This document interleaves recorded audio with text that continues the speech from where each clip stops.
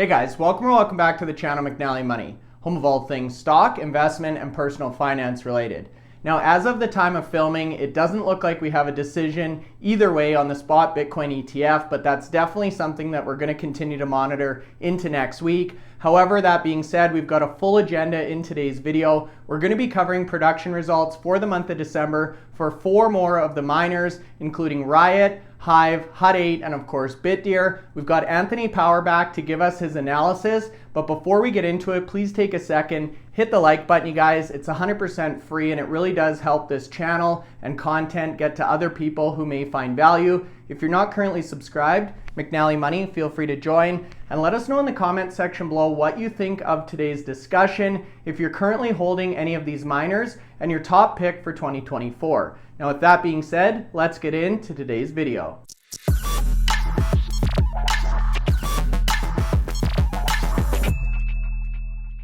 Okay guys, so that's right. Today's video, we've got Anthony back. We're going to be covering some big production results from the month of December. Today on deck, as mentioned, we've got a number of companies, but we're going to be kicking it off with Riot Platforms. This is another one of the larger players in the Bitcoin mining space, and they just came out with production results that we're going to get Anthony to go through right now. So Anthony, what are your thoughts on Riot? Riot's had an indifferent year in the fact that the production, if you're looking from a self-mine perspective, probably hasn't been as high as some of its peer miners have been when you're looking at an equivalency for the amount of hash rate they've got. But one thing they did acknowledge throughout the year is the fact they've utilized their energy strategy to look at the opportunity to get a better return. So when you look at the amount of Bitcoin they produced this year, 6,626, and you look at the fact that CleanSpark with a lower hash rate achieved about 7,000, there's an imbalance there. But when we go down and look at the amount of savings they've made through their power credits and demand response credits, you're looking at a total of 71.6 million received, sort of credits received this year, which get applied to future bills. So that's an enormous amount, and that 71.6 million equates to 2,480 Bitcoin. So if you were to add that to the total Bitcoin produced, that certainly puts them exactly where they should be, and probably even a little bit higher based on their hash rate that they've had this year. And bear in mind, they've only just got back to 12.4 exahash. For the majority of the year, they were at 10.5 exahash. So, they're at 12.4 now. So if you look at the month itself in December, they mined 619 Bitcoin, and they've moved their average up from a daily perspective. So November, they were mining about 18.4 Bitcoin a day. In December, they've mined 20. And bear in mind, we talked about in the last podcast, the difficulty factor had increased by 6%. So there's an expectation miners would be mining less, but bear in mind the fees that have been received during the month of December were significantly higher than previous months. So that gave a little bit more money back. And also the fact that the Bitcoin price increased significantly as well. So from a revenue perspective, you saw the revenues achieved significantly increase in the month of December than they were in the month of November. And the second part is today they've released a photograph of their CORZQ site, and this is their second facility, and it's literally about a 2-hour drive away from Whinstone. So local to the current site, so that teams can move between each other without too much of upheaval, and that site's progressing quite nicely. So by the end of Q1, their first building 1A, will be start being energized, and for the following months they'll continue to finalize other buildings, and that gets them to their initial 400 megawatts of power during 2024. They've also highlighted in previous podcasts and previous updates that they've got some big orders in with micro BT for miners, and as that progresses all the way through to 2025, there's an expectation that, they'll be at 35 exahash. So they've really got a sort of a future growth strategy, which is going to be triple what they've currently got at the moment. So although the production wasn't as high as many shareholders would have expected, they have had a good year in terms of what they've produced from a mining perspective and what they've also earned when they've curtailed their energy. And they've done that really well certainly in the 4 months of the year between June and October. There were significant amounts in those months there. So, let's see what 2024 brings them. But overall, a good school report for 2023. Excellent. A good school report. I like that term. Yeah, if you look at the picture, and I know I just had it on screen here, the size and the scale of this operation now and the construction is just phenomenal when you think about where Bitcoin mining started over the last decade or whatever, Anthony. And we talked about this in yesterday's analysis as well, but as you increase the size, the scale, the complexity of those locations, it's very difficult to keep them firing 100% of the time, 100% uptime. So congrats to the Riot team. Definitely those summer months, they took full advantage of the power credit strategy. And I think a lot of shareholders were really pleasantly surprised with some of the numbers and the returns there. But we have seen in the comments, traditionally Riot and Marathon were really jockeying for position. And we have started to see Marathon in terms of share price start to pull away a little bit. So it will be definitely interesting to watch in 2024 as Riot starts to bring some of these new facilities online and see how that growth kind of continues or projects out into the future. Now, the next company we have is Hive. We've talked about Hive quite a bit, exactly in terms of what we just mentioned there, some alternate revenue streams. I know we had Hive leadership on a few weeks ago, so I would encourage you guys to take a look at that video as well. But Anthony, this is another one that has a unique business model, and a lot of investors and viewers are really talking about Hive and some of the potential that they see into next year. So walk us through your thoughts there. Yeah. So again, another consistent month for Hive, and with some of the miners like Bitfarms, like Hive Digital, like Iris Energy, you get that consistency month after month. And Hive, probably had the best all-round results, all-round metrics for 2021 and 2022.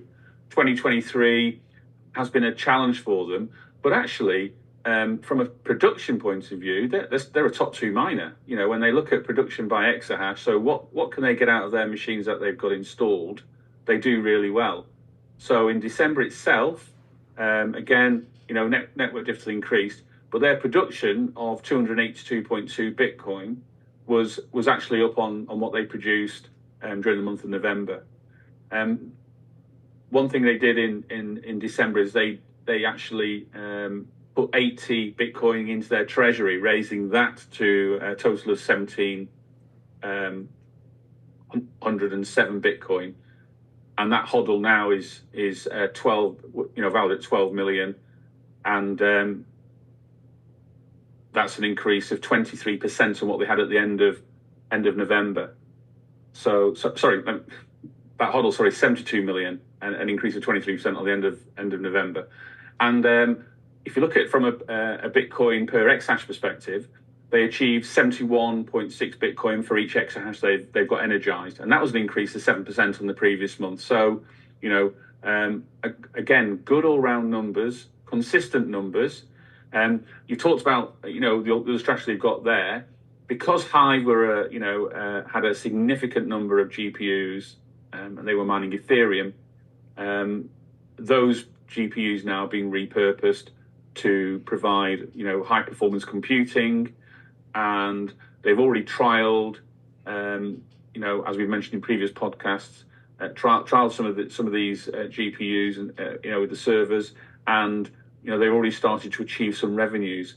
And the company expects by the end of 2024 that those revenue streams could have an annualized $15 million per year, with the margins exceptionally high compared to Bitcoin mining. So they're another mine that's looking at this additional strategy to bring in money, because we know the Bitcoin price is volatile, and so when you have an additional strategy like HPC, which isn't affected by Bitcoin, it can bring in some good revenues, good margins, And if they get the clients in the same way that Bitdigital have announced, fully expect them to be earning, good revenues and then good profits. But all round, good mining from Hive. Good update for December. Yeah.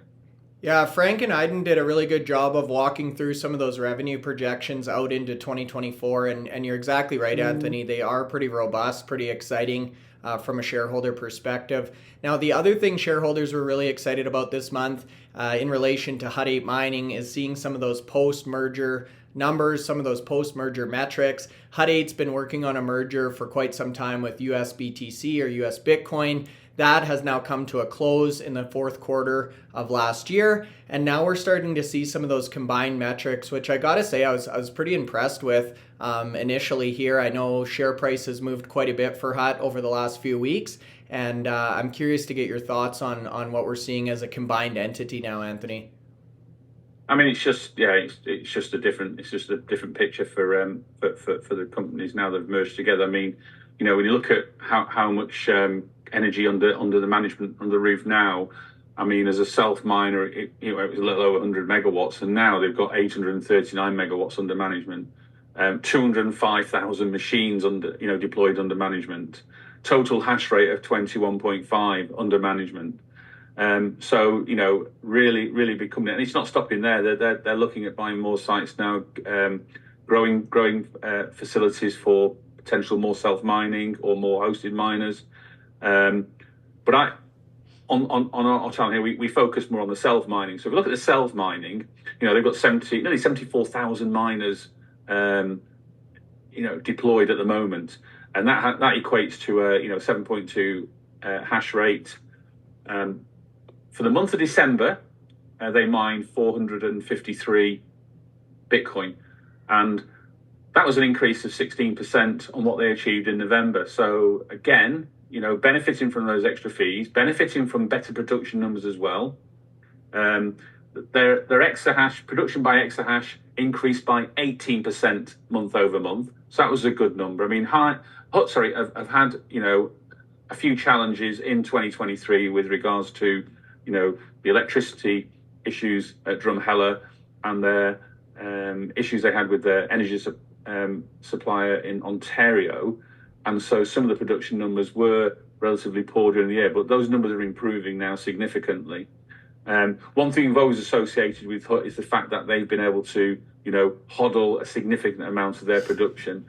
And at the end of December, they had 9,195 Bitcoin. So out of the North American publicly listed miners, that's the second highest total behind Marathon, who we mentioned yesterday. And that was an increase of 66 Bitcoin for the month. So that's really good. I mean, if you look at that from an actual value perspective, at the end of December, that's like $390 million. So again, Hut going through the halving are going to have plenty of runway to get through the halving before they have to make any serious decisions like some of the miners with maybe less treasury levels that the likes of Hut, the likes of Riot, the likes of Marathon have on their balance sheet. But it's a good update. Again, we want to see the production increase month on month as they're getting things moved to better locations where there's less issues. But that graph's going in the right direction. So I think 2024 for shareholders, could be a really good year for Hut. And Hut have got, not only are they doing now hosting, they're also got a significant amount, again, in the HPC environment. So they've got data centers already been up and running for well over a year and bringing in, much needed revenues from them. They've also got a significant amount of GPUs, so that can increase, that level of HPC, as we've seen other miners do as well. So they've got a few eggs in the basket there that they've got options with as well. So I think 2024 we'll see a lot better year from Hut 8. So things are already looking good. First month of the year, everything's going the right way. Yeah, I know I've talked with Sue about that big interior health contract as well for some of those alternate revenue streams, and definitely nice to see that diversification building at Hut 8. Also wanted to give Hut 8 a shout out for the hoodie here, so thanks for that, you guys. It's interesting to see these hodls continue to grow. I was going to say this in yesterday's video, but Marathon's going to be giving Sailor and MicroStrategy a run for their money pretty soon here if they continue to accumulate. But Hut is definitely in the contention there, and they've got an impressive hodl to say the least. Sue actually was joking with me last time, saying she's always trying to get Jamie to liquidate some Bitcoin to invest in different ideas, and Jamie's always coming back and saying, no way, we're holding on to it all. So congrats to the team there, and good to see some consolidated or combined numbers out of Hut. Now the next one is Bitdeer. I put out a video on them specifically talking about their NVIDIA partnership program a couple of weeks ago as well. Bitdeer is another one that, as of right now, mining, I think, makes up around 40% of their business in that neighborhood. So again, a great example of a diversified business in the Bitcoin mining sector. Anthony, I'll flip it back to you for the update on Bitdeer. I mean, I've had so many DMs about Bitdeer.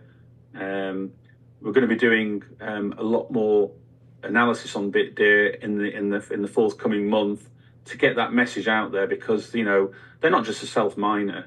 They do self mine, but it's just one of their 4 businesses. And if you look at their revenue stream from the last quarter, from the last year end, it only represented 40%, and all their businesses bring in a good margin.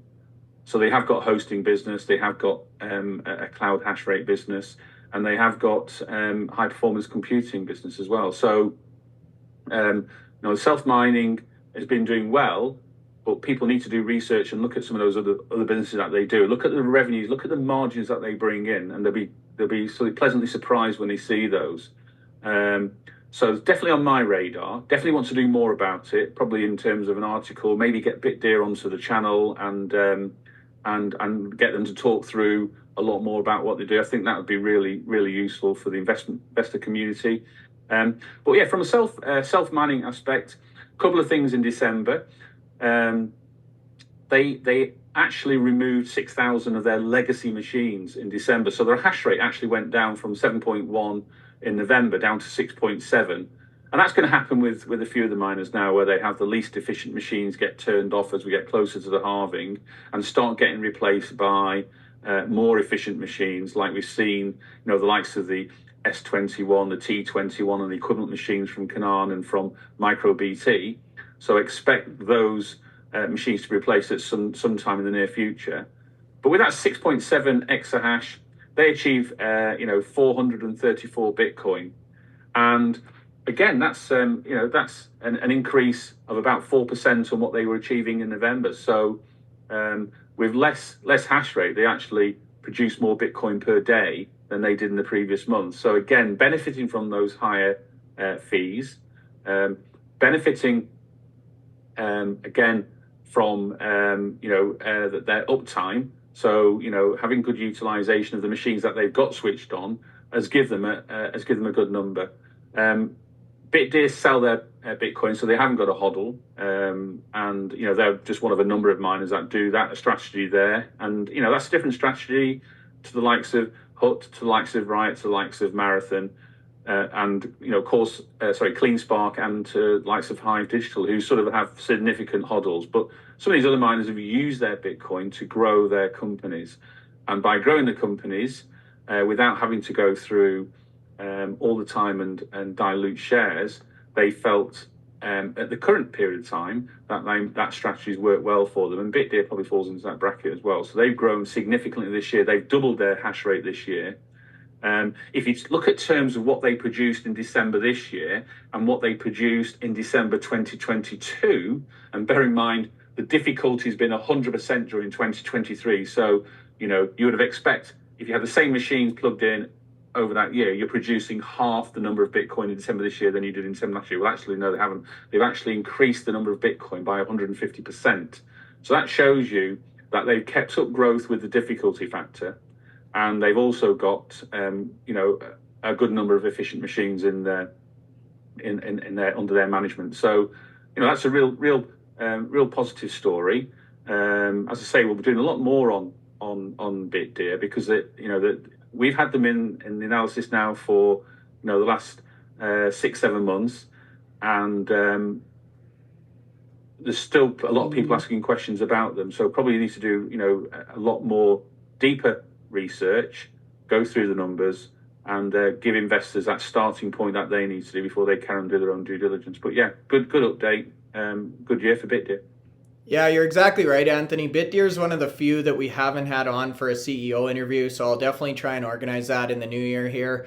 Really impressive year-over-year numbers, as you alluded to. And the next one here, you guys, this is not in the thumbnail. This is kind of a bonus one for you. We're going to be talking about CORZQ. Now, super interesting story with CORZ as the years progressed. This is one that started out looking like it was going into bankruptcy and has really had a tremendous turnaround, both in terms of business, productivity, and share price. So, Anthony, I know this one wasn't necessarily laid out on the thumbnail, but can you give us a little bonus clip on CORZQ and your thoughts on that one?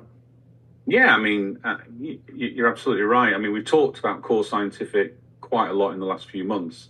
This time last year, they were in chapter 11, and the share price was at an all-time low of about 4 cents, and the creditors were probably circling in to take away the remaining meat from any of the bones that were left there, and they've come through that. They've got new management in place, new CEO Adam Sullivan, and very well regarded in this sector, and they've managed to come through a challenging year and come out the other end. And I firmly expect them to announce their coming out of chapter 11 in the next week or so.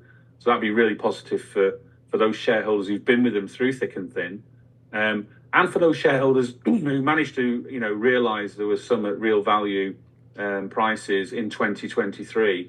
And again, I've seen a lot of DMs from people saying they've picked up some shares and are doing quite nicely, so that's a good sign.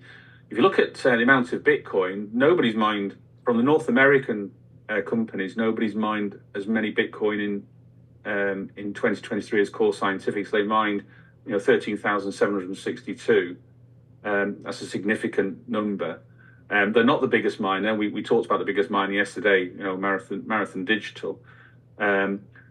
But they produced, with a hash rate of about 15.2 exahash. Sorry, actually 15.2 was in November. They've actually increased their hash rate in December, so they've had some new machines arrive.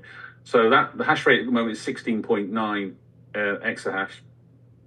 And they achieved, 1,177 Bitcoin during the month from their self-mining operations. So, a really good, solid number of Bitcoin.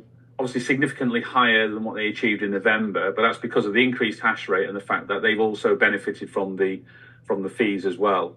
But that extra, that amount of Bitcoin, with the amount of the Bitcoin price at the moment, has been able for them to negotiate a number of settlements with creditors. And as I say, if they come out of chapter 11 and look at what their market capital is now compared to if you look at the market capitalization for the likes of Marathon Digital and Riot Platforms and CORZQ, and take account of, yes, they're going to have some significant debt on the balance sheet, but it's worth having a look at what CORZQ will look like from a post chapter 11 position, and it could be quite interesting where they sit then. So I think this is going to be a turnaround year for them. They've got good management in place. They're doing things right now. They've had the right conversations. They've understood where they've made mistakes in the past. They've come out the other side. And I expect, good updates month on month. And they've got a growth strategy in place as well. So, they did make some orders with Bitmain in recent months. And that'll take them over 20 exahash. So they're going to grow this year. They haven't grown in 2023 for obvious reasons. They've got a decent size hosting business as well, and the hosting business that produced nearly 450 Bitcoin during the month, and so that's another side to get some revenues in from that side there. But a good update from CORZQ. Been a challenging year, but I think they also get a good school report for their year, how they've managed it, how they're going to come out chapter 11 this month. And then we'll see them, hopefully get back to the highs that they were during 2022 when they were sailing with everybody. But, the challenge will be is, I think now, as you alluded to earlier in the video, it's a case of who can actually really catch Marathon Digital, and have we got like effectively nearly one miner that's in their own tier on their own at the moment. So they've come through the challenges of 2022, and I'm sure a lot of the shareholders of Marathon were scratching their heads in 2022. 2023 has been a great year for them. 2024 looks to be a good year, but they seem to be just at the moment just that little bit in their own group. So maybe it's the Premier League, and then we have Division 1 with the likes of Core Scientific, Riot, and CleanSpark. So to get into that first division. I love the analogy, Anthony, and I'm curious, Core Scientific is one of the few that I actually don't own in my own portfolio. So I'd be curious in the comment section below, if you're holding Cores, what's your average share price and who was closest to that 4-cent range? Because that takes a lot of guts and a lot of confidence in management to really invest in a company in that state. But obviously the returns and the reward are there for those of you who took that risk. So congrats, Cores. Awesome to see things are finally turning and looking up for 2024. And that's another one we'll continue to follow. Now, as of the time of filming, you guys, this is Friday morning. It doesn't look like we have any direction on the ETF at this point. My personal vote was that we would get approval today. I'm not sure if that's going to be the case or not, but we'll continue to follow that as things progress over the weekend and into next week. If you're still watching this video, hopefully you got some value out of it. Make sure you hit the like button. It's 100% free to do. Subscribe to the channel.